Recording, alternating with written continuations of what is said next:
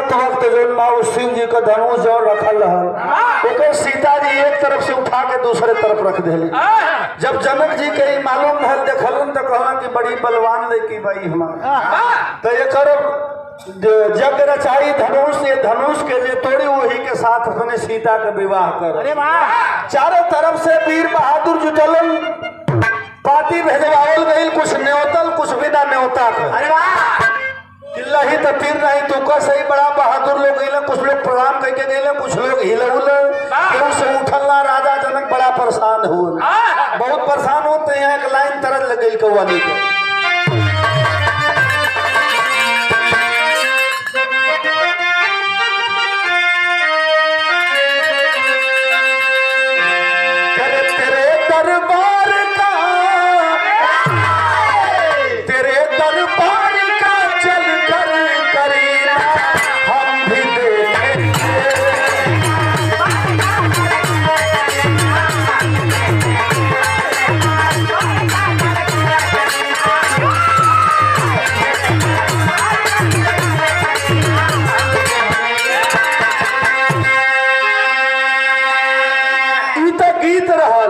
लेकिन राजा जनक बड़ा परेशान हुए। सोचत का हुआ करे धरा पीरो से है, धरा पीरो से है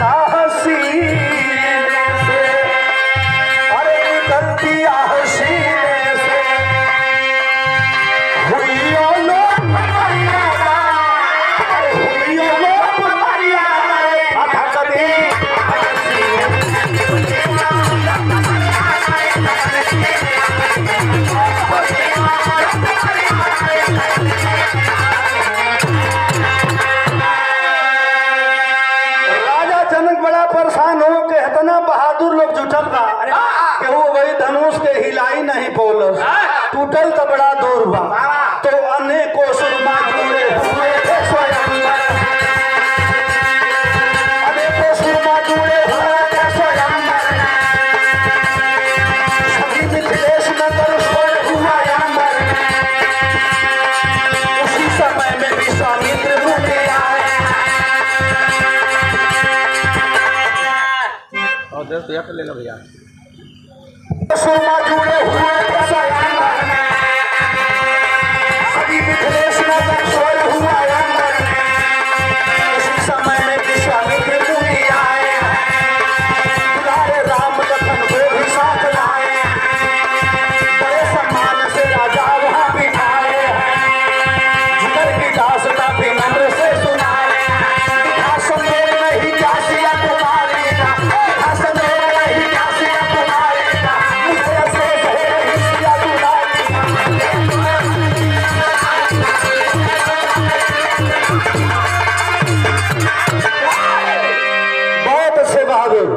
एकदम तैयारी बनौले रहा लो। उन्हीं के पास जाके आंख में आंसू लेके हाथ जोड़ के कहना कि का महाराज ये इतना साज सज्जा जो भले कुल हमार बेकार हो का। कहलन कि ऐसे कैसे हो सकला, धरा वीरों से खाली नहीं है। तो यहाँ एक लाइन तरल लग गई मास्टर,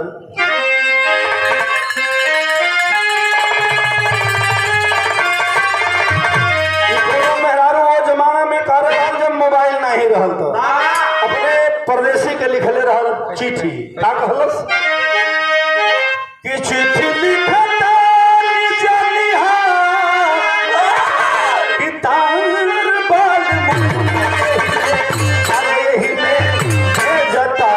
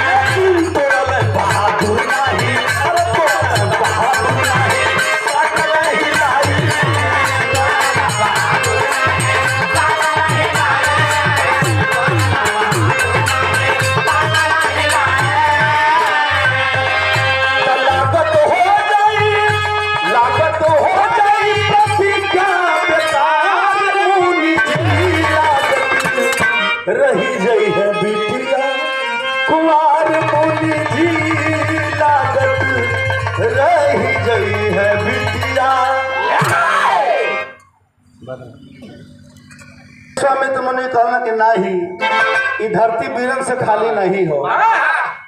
आदेश कैलन एक नजर घुमल भगवान के ओर चल दहलन हम प्रणाम कैलन जगत के महतारी के और धनुष को बताया गया कि जो ही उठाए हैं प्रणाम करते ही धनुष दो खंड हुई।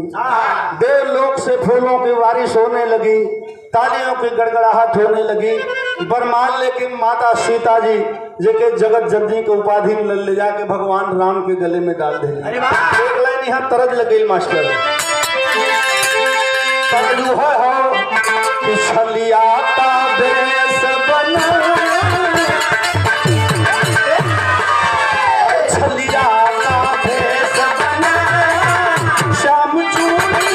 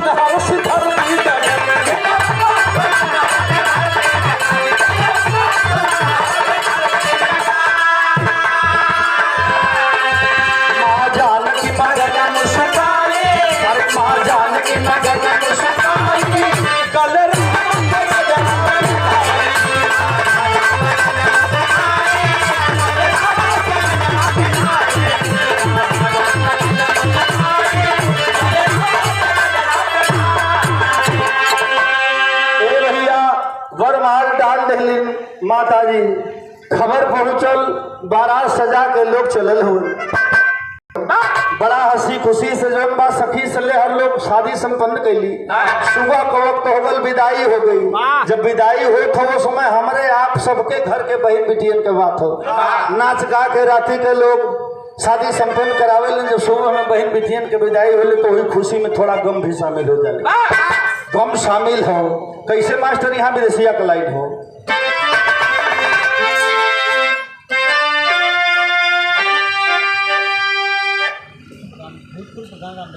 जब विदाई हो तो वो समय का भाव बतावल जाए। कर मिथिला नगरिया कर वह जन की दुलरिया हो अरे अवधान आइली सीता बन के बहुरिया।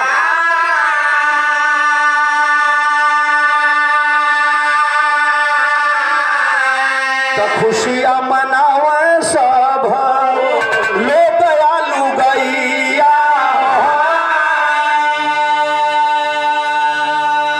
राज राम जी भैली ताइया।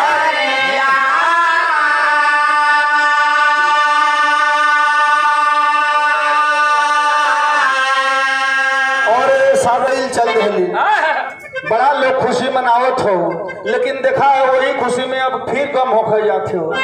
तब कैकेयी के मनवा में अरे उठल बा कलनिया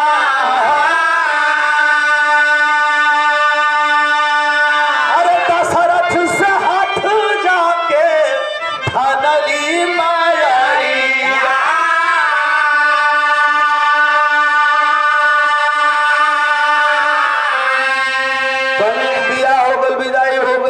राजा तैयार हो कि राजगद्दी के उत्तराधिकारी बनावल जाए राम के।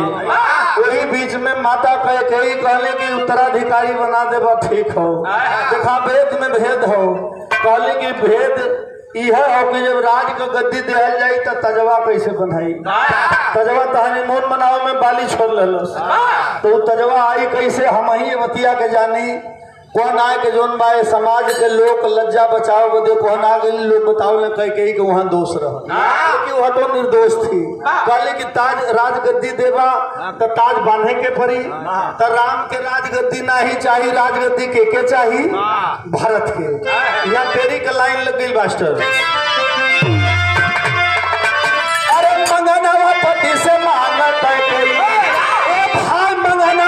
पति से मांग कई चाही राज भरत के राम के देता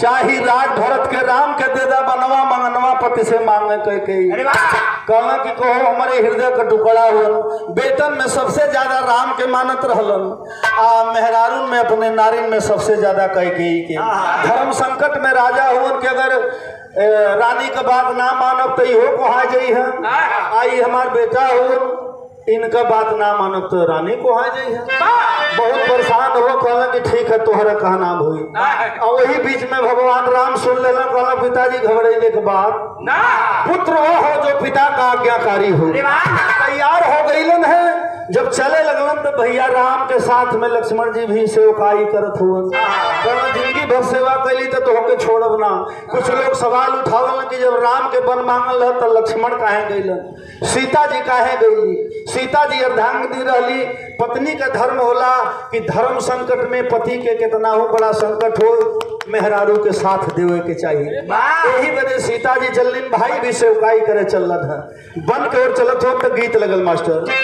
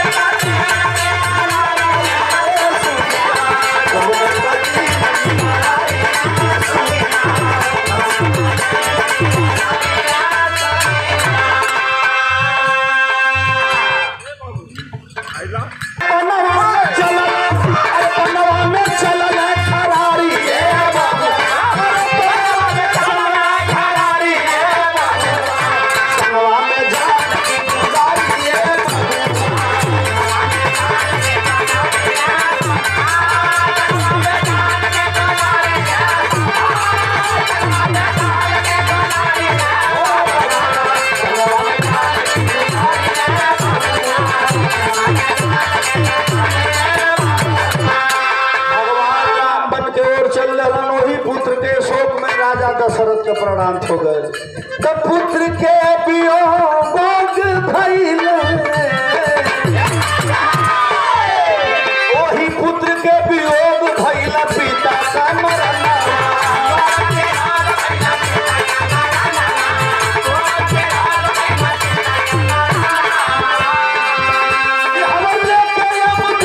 चली भइल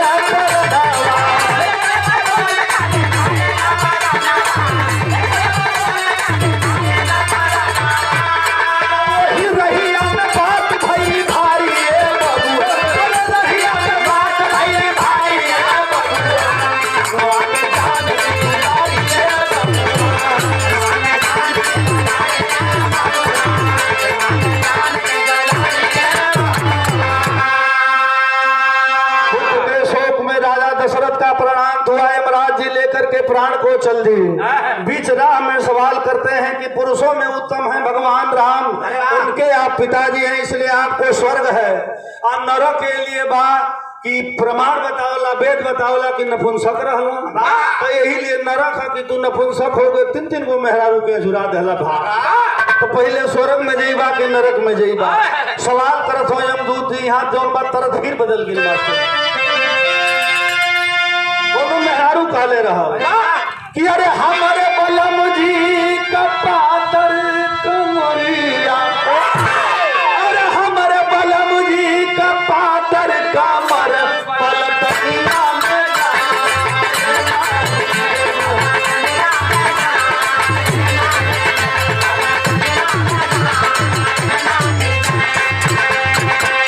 लेकिन यमदूत जी सवाल करत हो राजा दशरथ से बीच रहिया में और बीच रहिया में हम दूत करतिया कोई दशरथ के काल में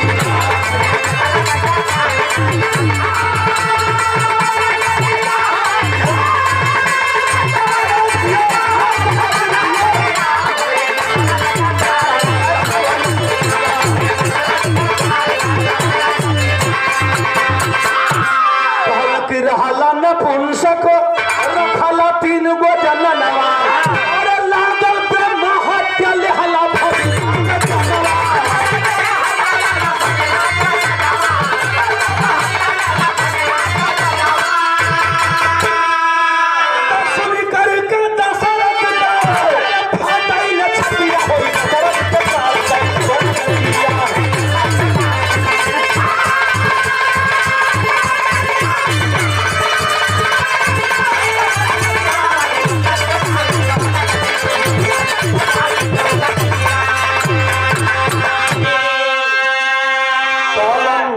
कि नपुंसक होते हुए 3 गो मेहरारू रखला लिए नरक हो।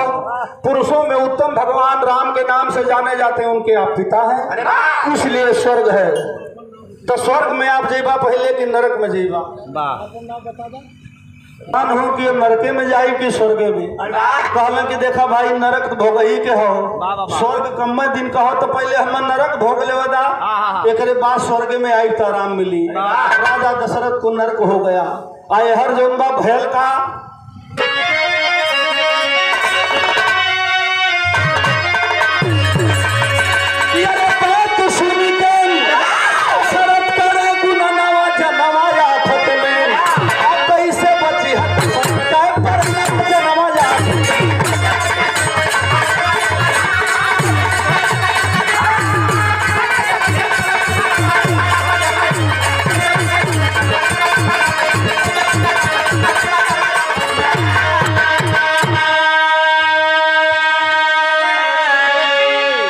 पहले देना नरक बाद में स्वर्ग हमारी इच्छा हो। आप कुछ दिन का नरक भोग स्वर्ग का तरफ इच्छा हो। अरे उसी बीच में लंका का रावण जन्माया पत्नी या कमीना का हर जन्माया।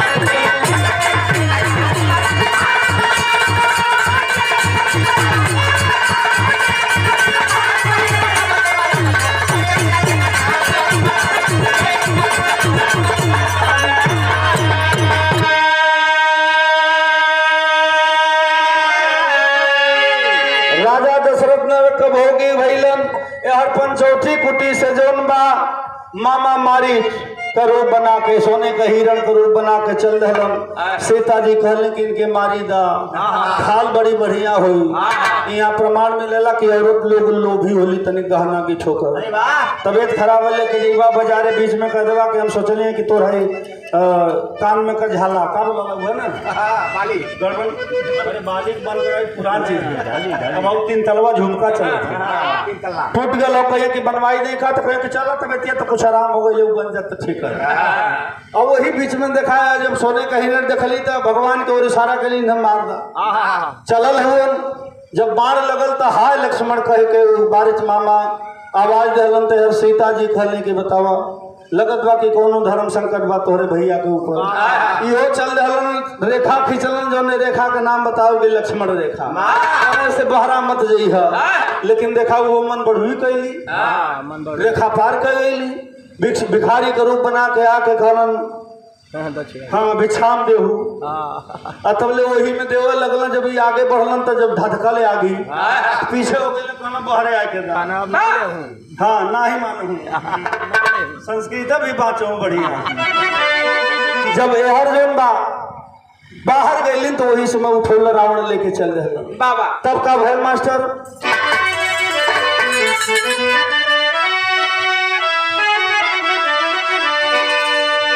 कि अरे लंकावा नगरिया रावण छाल करिया भाई।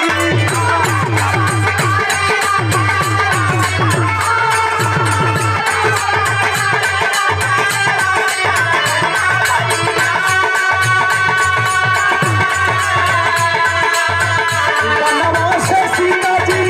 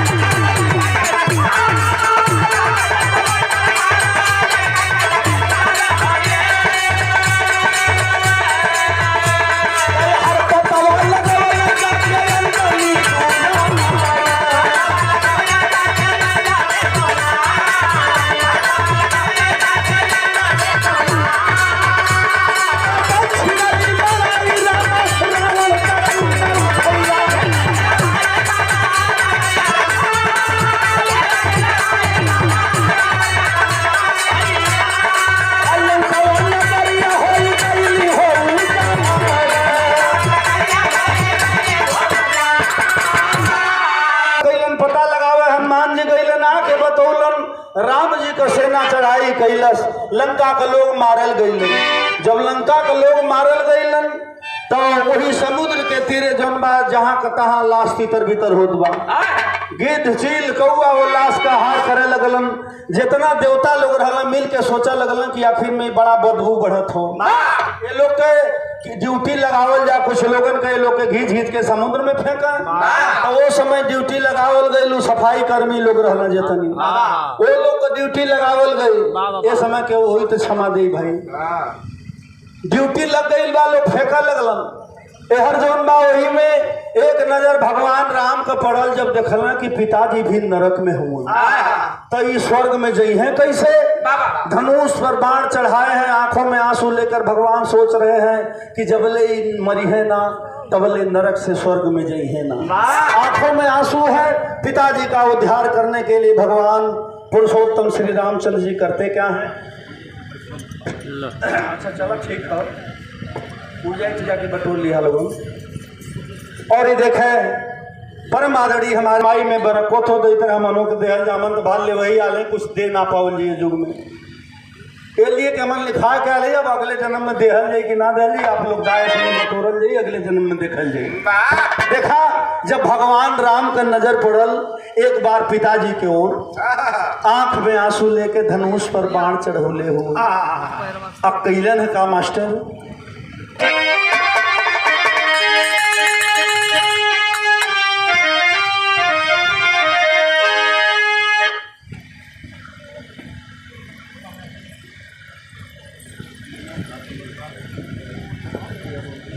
और ये देखा ये छोटी बहन है परम आदरणीय हमारे मामा जी श्री मेवालाल यादव जी की सुपुत्री है। आपके ओर से रहा बहुत बहुत आशीर्वाद प्यार। और ये भी छोटी सुपुत्री हैं, आपके ओर से सादर 100 रुपये का पुरस्कार। बहुत बहुत आशीर्वाद प्यार, मालिक की कृपा हो, दीर्घायु बनाओ। जहाँ भी आप लोग रहा, जौने परिवार में रहा, सौ सम्मान आप लोग के मिले, यह कामना रही।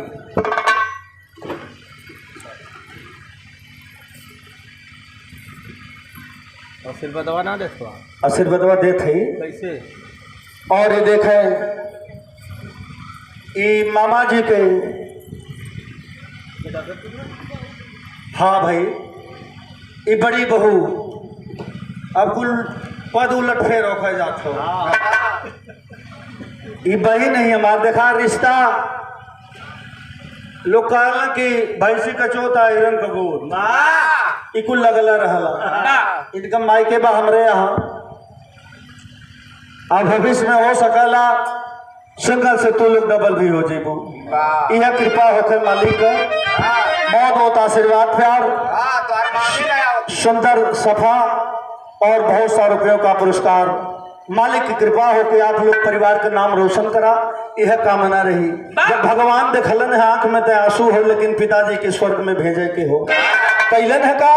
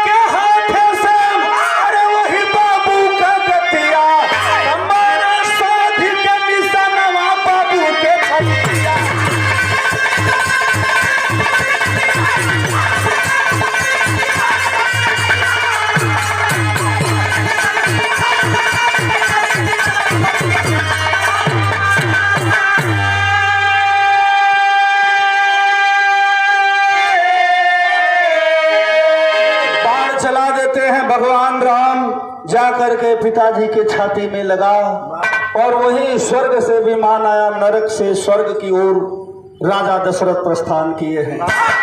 और वही लंका का विध्वंस हुआ, लोग मारे गए, रावण मारा गया और भगवान राम रावण के ही भाई विभीषण को लंका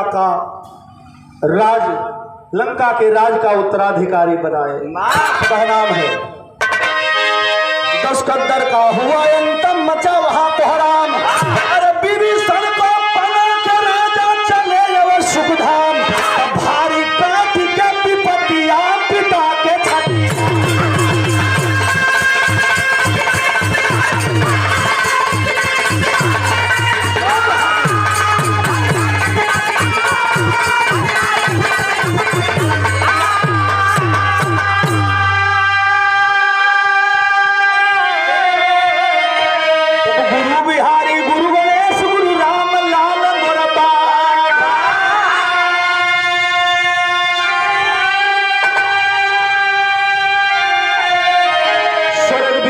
कभी चंद्रिका बच्चन कभी जय पता,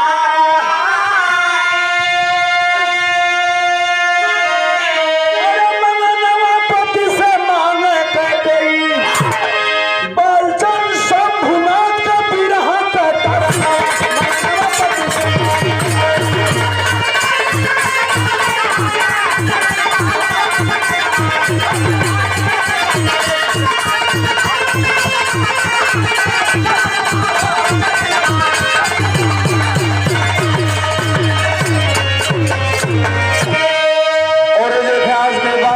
शादी के बड़े भाई हमारे मुकेश भैया की ओर से एक पुनः 100 रुपए का पुरस्कार बहुत बहुत प्रणाम करते हैं सब भैया।